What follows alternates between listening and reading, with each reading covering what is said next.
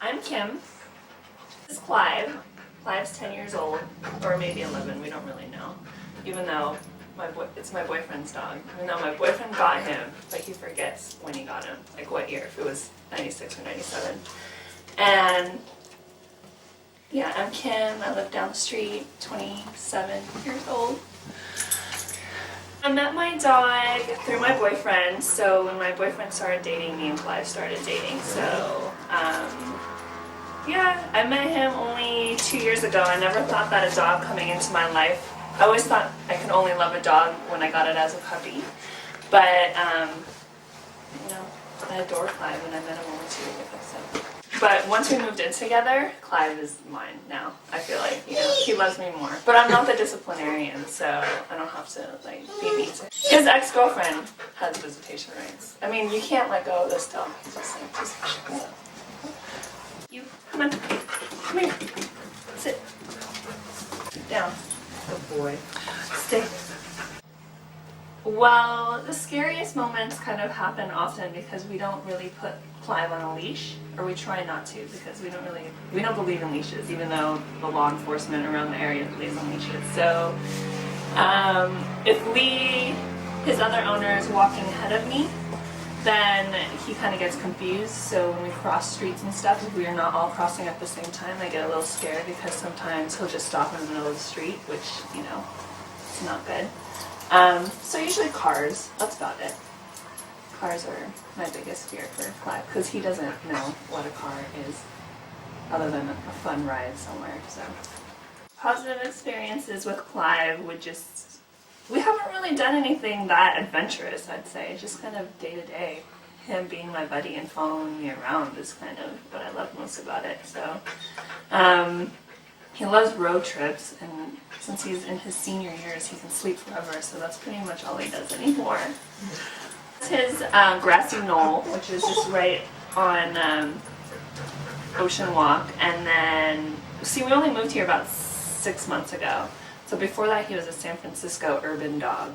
So just walking him around the city, and then here walking him around the beach, he doesn't have a normal route. He just kind of goes wherever he wants to go and sees whoever he wants to see. He's good with other dogs too, so that helps. When I grew up, I had many dogs because I had the worst luck with dogs. They'd always get run over by cars, which is probably where my fear stems from. When I was little, I had this dog, a mini something or other, and my mom ran it over with the car on accident. That was like totally traumatic for me, so yeah. The same thing happened. My mom ran over my dog too. Really? I was in the car. Sad. That was his name was Muffin, or her name. I forget. Yeah, his name was Skippy, and I got out of the car. She's like, "Go get the dog. He's in the garage." But she started moving before I could get the dog, and I mean, the dog's like this big. You know, it's not going to survive being hit by a car. Very sad. Sit down. What do I feel about dog parks? Clive. He gets along with other dogs, but he doesn't play with other dogs that much. So when we go to the dog park, he's like the solo dude on his own, just chasing the ball. He doesn't like really socialize unless it's to hump other dogs. So he will go because I like to go. I like to see the other dogs, but he could care less about going. And the one here up the street's kind of dirty, so we don't go there. Yeah, it's got all the bark dust and stuff, so she's like, why take my dog there? Here, do you want a little treat for him? Quiet, here.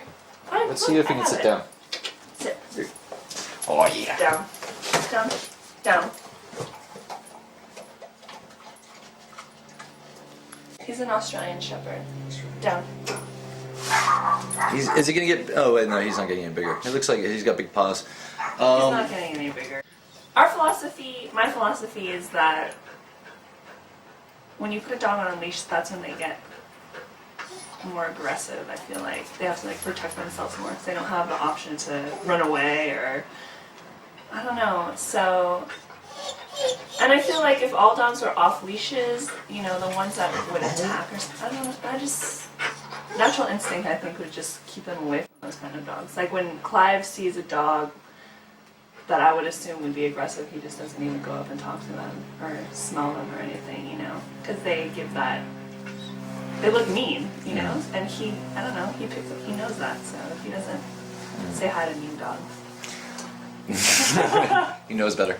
And but I guess biting people, right? I guess that would be but I don't know. I don't know many dogs that would just bite people. I guess that's a people's problem.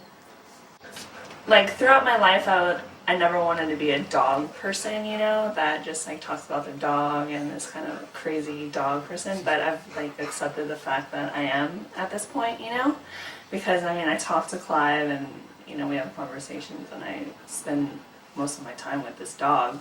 So I guess you don't know unless you try it, really. I guess it's the same thing with cats. I totally hated cats for a really long time. I had to live with one a couple years back and it grew on me and I like it. But I wouldn't say I'm a cat person. Still a dog person. So. If I were a dog, what kind of dog would I be? You know, I'm sure you guys have seen the Disney movie 101 Dalmatians, right? And at the beginning, there's like the dogs that match the people. That's really funny. But I don't know, because every dog that I've had is a different breed, and I always am like, oh my gosh, I would totally be this dog, you know?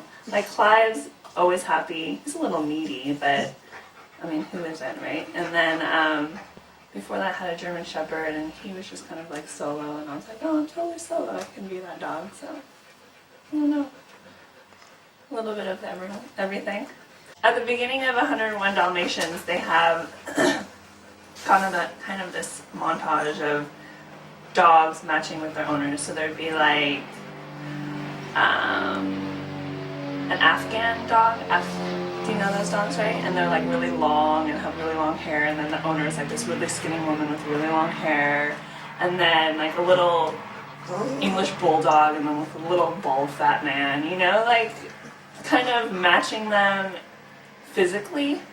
And it's kind of, I don't know, it's kind of true. When you go to the dog park, you see dogs and you're like, oh yeah, they kind of look alike, or those two match a little bit. So our similarities is Clive likes to smile all the time. So I think that we have that similarity. I don't know, Clive's always happy to meet new people, and I'm interested in meeting new people a lot too. So those would be our similarities. Other than that, he's a little antsy, even at 10 years old, so I'm not as antsy as he is.